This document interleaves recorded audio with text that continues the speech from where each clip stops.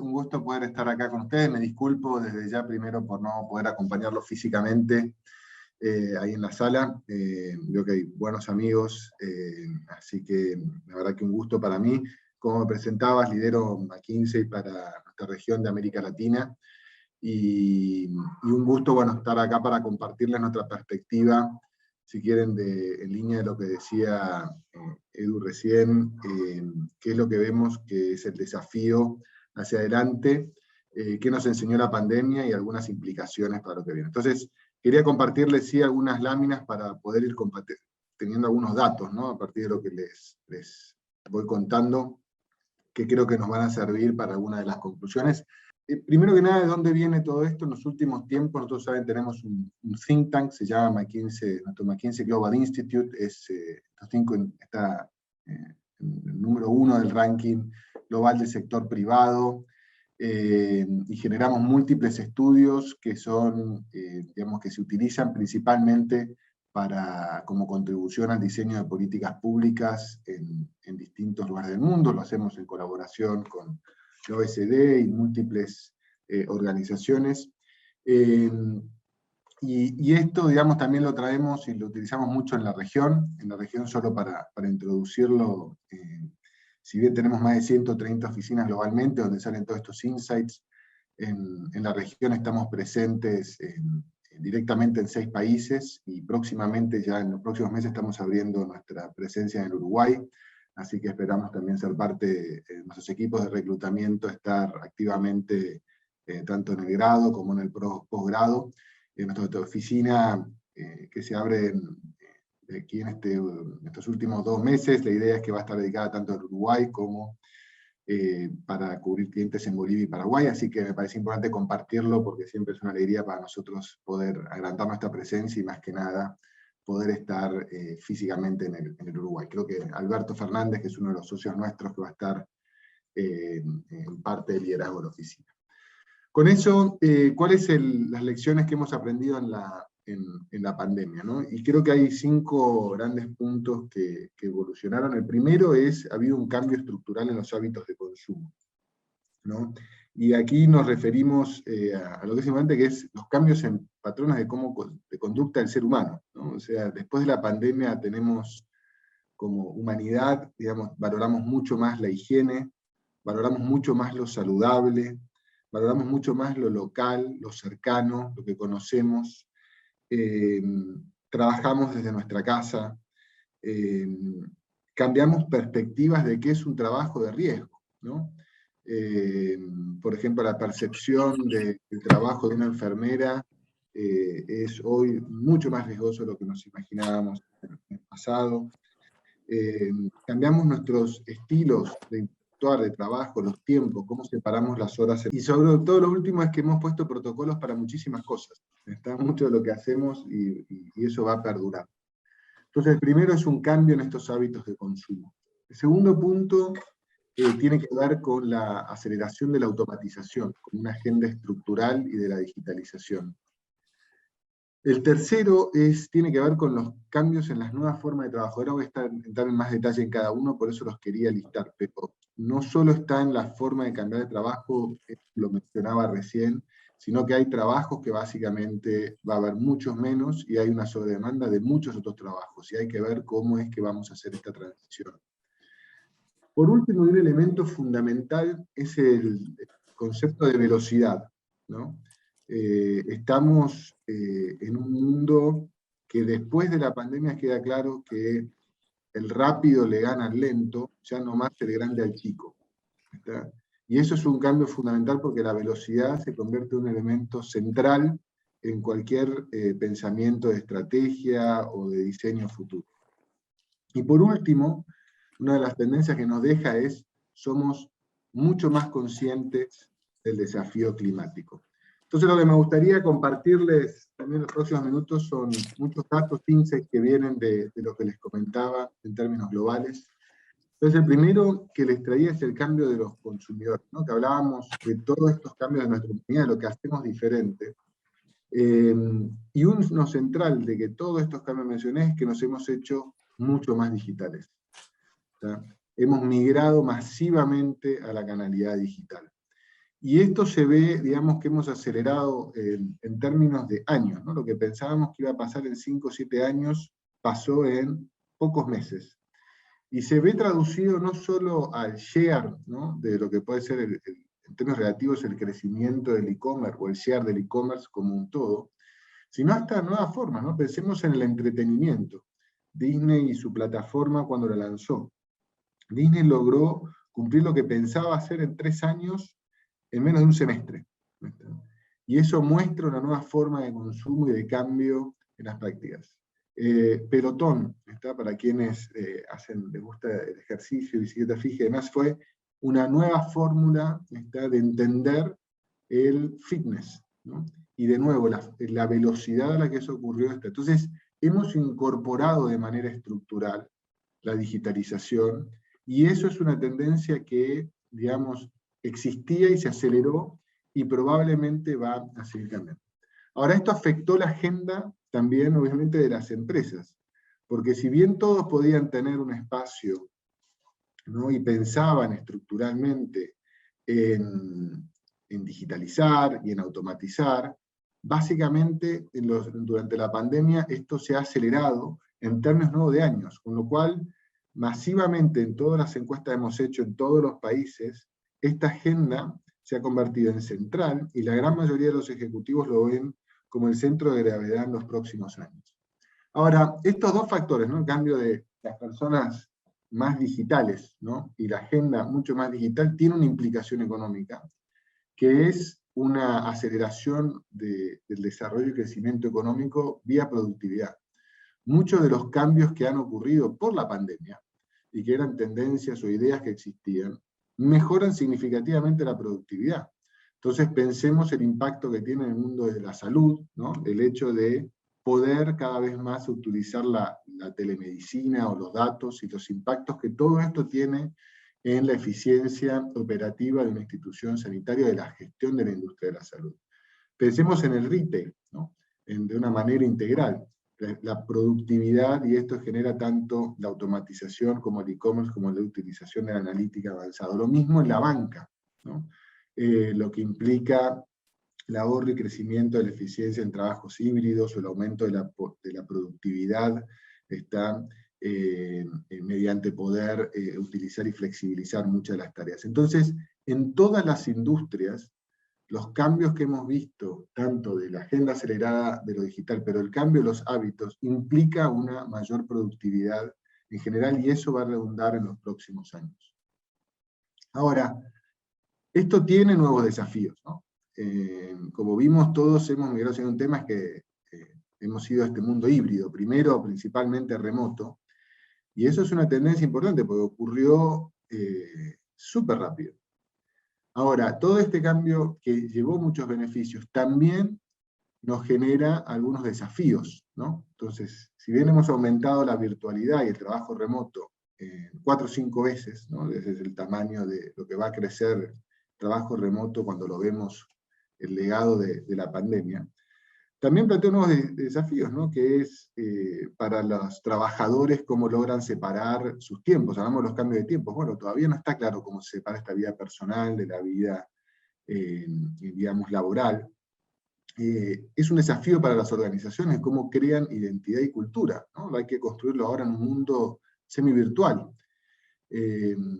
También hay que entender cómo se ocurre la colaboración y la creatividad en los ambientes de trabajo. Antes estábamos muy acostumbrados, eso ocurría en espacios donde el diálogo previo a una reunión, o el diálogo, si quieren, errático, en cualquier momento del día, podía ser una fuente de creatividad o de ideas, y hoy tenemos que entender que eso va a tener una nueva forma de hacerlo. Entonces, el trabajo remoto es un impacto real y que nos va a quedar, deja con estos desafíos positivos, pero que hay que, digamos, resolverlos.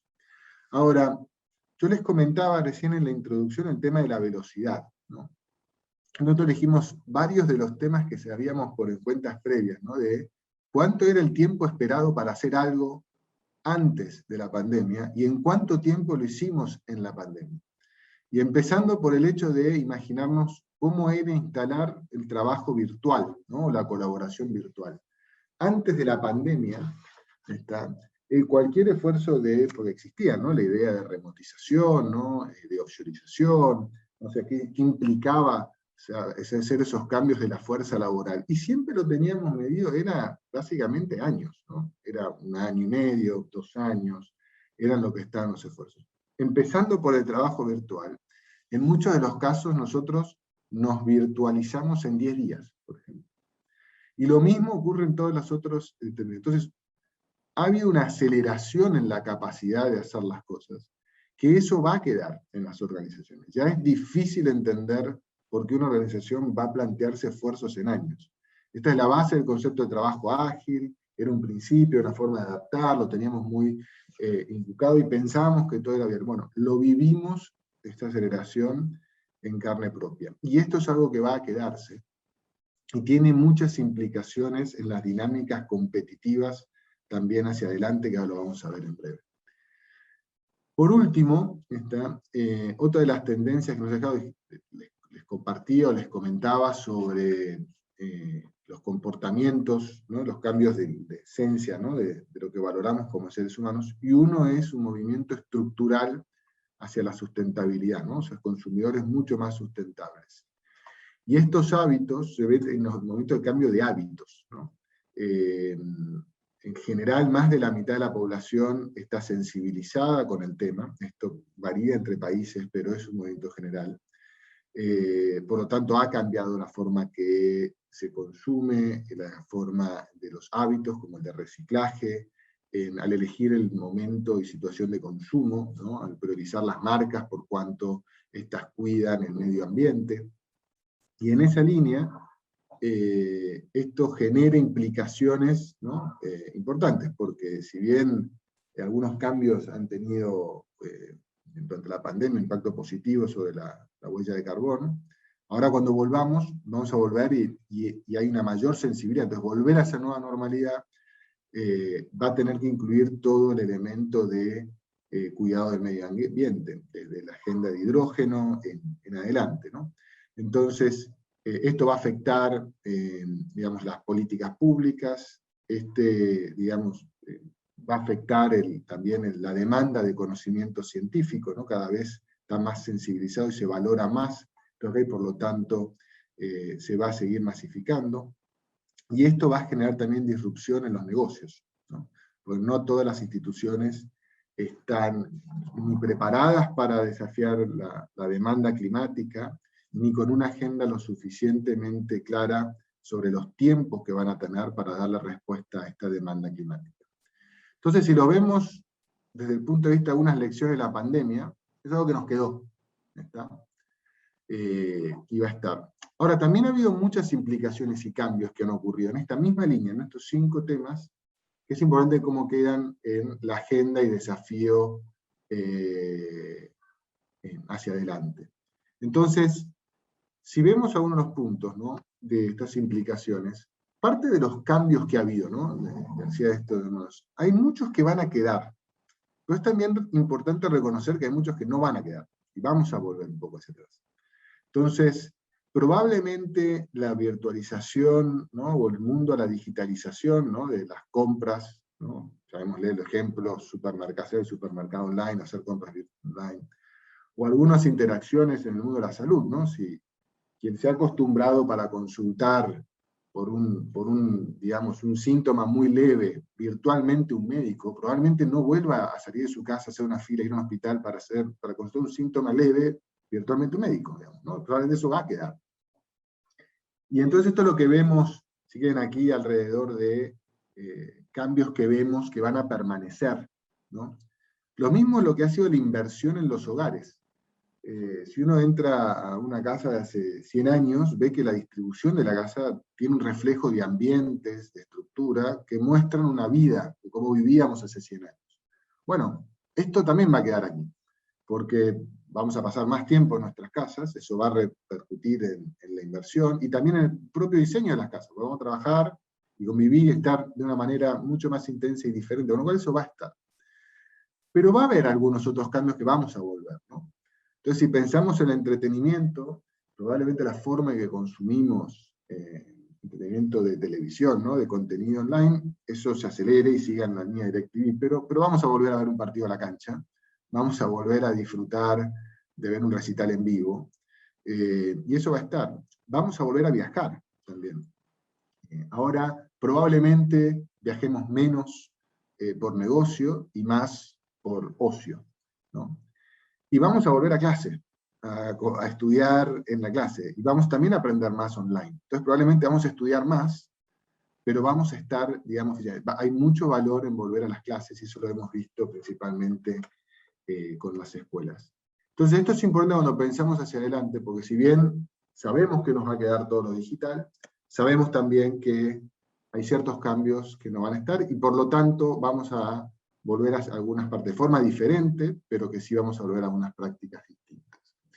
El segundo punto que hablábamos, ¿no? Era el tema del cambio del trabajo, ¿no? Y esto es algo de lo que mencionaba Edu recién. Bueno, va a haber cambios en las ocupaciones de demanda. Esto es una tendencia que va a quedar, porque hay muchos trabajos que no van a volver después de las oficinas. Entonces pensemos, solo un ejemplo simple, pensemos una oficina tradicional en el mundo de servicios, ¿no? Muchos de esos trabajos se han virtualizado, por lo tanto requerimos menos meseras en el trabajo, menos gente de limpieza, menos metros cuadrados, la productividad de las asistentes, la productividad de personas que estaban en las oficinas, se ha disparado al hacer el trabajo virtual, se es mucho más productivo ahora, con lo cual hay ciertas profesiones y trabajos que van a disminuirse. Pero al mismo tiempo hay otros que aceleran significativamente y demás. Algunos que requieren alta calificación, todo lo que tiene que ver, digamos, con analítica, STEM, tecnología y demás, y otros, digamos, términos intermedios, ¿no? Como servicios personales, ¿no? Servicios de salud y demás. Entonces, hay un efecto, y esto es importante porque, al igual que decía Edu, esto va a generar que tiene que haber una transición, ¿no? Y que tenga una transición en las cuales las organizaciones no pueden no hacerse cargo de esa transición, ¿no? Tomarlo como un efecto, digamos, como algo que no les va a ocurrir, porque van a necesitar también colaborar, no solo desde una perspectiva social, sino empresaria, con esa transición. Y segundo, también esto es un elemento de eje de política pública. O sea, desde la política pública hay que ver cómo es que uno va a asegurar el acceso equitativo, ¿no? No solo a la educación, sino a determinada infraestructura digital, para que varios de aquellos que pueden estar excluidos de un trabajo puedan sumarse a otros, y también dar incentivos para que nuevas formas de trabajo puedan proliferar, como por ejemplo todo el tema de trabajo independiente y demás. En esta línea, digamos, ¿no? Volvemos, que creo que es un tema siempre muy uno que dice, bueno, ¿cómo vamos a volver? ¿Cómo se ve? Entonces nos gustaba contarles algunos datos, ¿no? Antes de la pandemia, si preguntábamos cuánto era el trabajo remoto, ¿no? Fuera de la oficina, era, la verdad, muy bajo. ¿Está? 99% era más de las organizaciones, pensaba que el trabajo, más del 80% estaba en la oficina, en un lugar físico, en el cual salíamos de nuestra casa e íbamos a trabajar a ese lugar. Bueno, hoy lo que muestra es que eso bajó del 99% de que era más del 80% a solo el 10%. ¿Está? Y que hay todo un degradé, ¿no? De distintas, digamos, hoy preferencias sobre lo que está, pero claramente se ve de que por lo menos 1 o 2 días a la semana el trabajo va a ser remoto y más. Ahora, es importante para las organizaciones cuando pienses cómo se proyecta este normal, qué es lo que implica, ¿no? Y parte lo mencionaba antes con los desafíos. Uno es, probablemente todo lo que se hacía vía una computadora o intensamente una computadora, más 2/3 partes de trabajo va a continuar y se va a poder seguir haciendo remoto, sea analítico, sea de servicio, sea colectivo, individual. Ahora, hay ciertas actividades que sí, digamos, se ve que son mucho mejor hechas de forma presencial. Desde un onboarding, digamos, para un nuevo cliente, o un feedback a un colaborador, ¿no? Esas interacciones parece ser mejor hechas de manera personal. Les comentaba antes, reducción de los viajes, probablemente el viaje por el día, ¿no?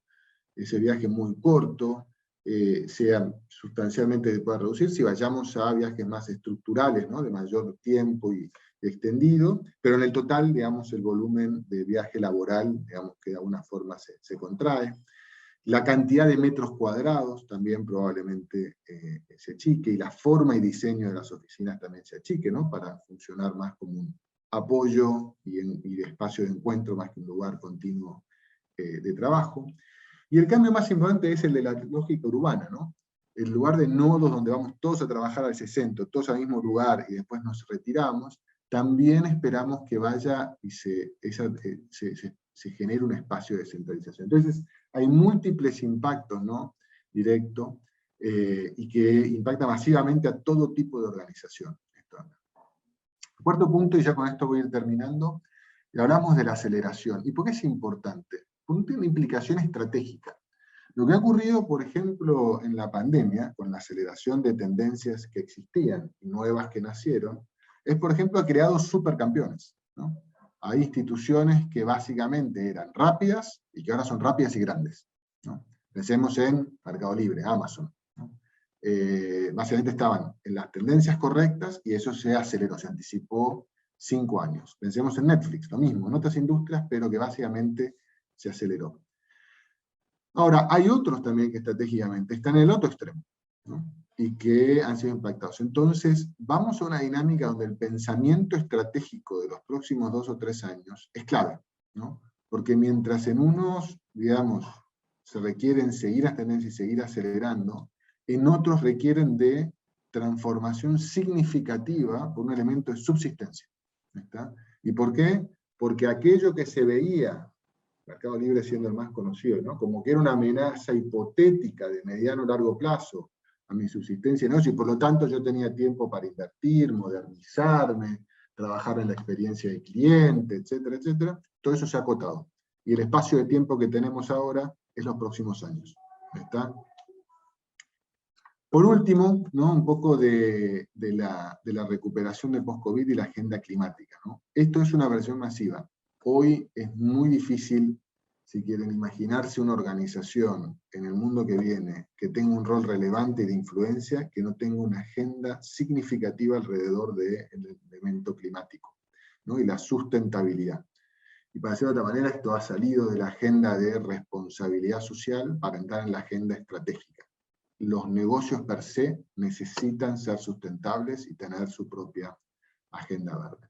Entonces, en resumen, ¿qué es lo que, si tuviese que llevarse 5 cosas de lo que les quise compartir en estos 20 minutos? Es, primero, mientras volvemos a este nuevo normal y demás, pensémoslo como un músculo, no como un plan. Va a haber mucho aprendizaje, no todos sabemos lo que hemos aprendido, sabemos que hay tendencias, pero es algo que va a ser una iteración muy veloz. Segundo, es fundamental escuchar como nunca a los clientes en todo segmento, porque han cambiado mucho sus opciones, en sus hábitos, los han cambiado de manera, digamos, que no van a volver para atrás, siendo lo central la vida digital, la digitalización, pero central entender toda la agenda de los clientes. Tercero, el talento, invertir en el talento. Estamos en una situación donde en muchas de sus organizaciones gran parte del talento necesario es muy escaso y por primera vez, no por primera vez, pero llamémosle, es universalmente competido, es agnóstico a la industria. Entonces hay mucho de talento que están buscando que es agnóstico a la industria. Y esto no es algo que están en general las industrias en distintos países acostumbrados a competir. Hoy un banco compite con una petrolera y compite con un activo digital, con un unicornio, por el mismo talento, por ejemplo, que sabe de analítica, o sabe de diseño digital, o sabe de tecnología. Entonces, esto requiere una agenda de diseño cultural, de desarrollo de habilidades y demás. Cuarto, reconstruir para una lógica de mayor velocidad y resiliencia, la velocidad en el centro y todo, o sea, cualquier velocidad que pongan no es lo suficiente, con lo cual así hay que pensarlo, hay que acelerar continuamente, y resiliencia para los shocks, porque al ir a alta velocidad es muy importante la capacidad de frenar y pivotear en otra dirección. Y finalmente, integrar todos los elementos de riesgo climático, ¿no? Y de agenda de sustentabilidad en los negocios del día a día. Así que con eso, de nuevo, les agradezco muchísimo la invitación y un gusto seguir aquí para el diálogo posterior.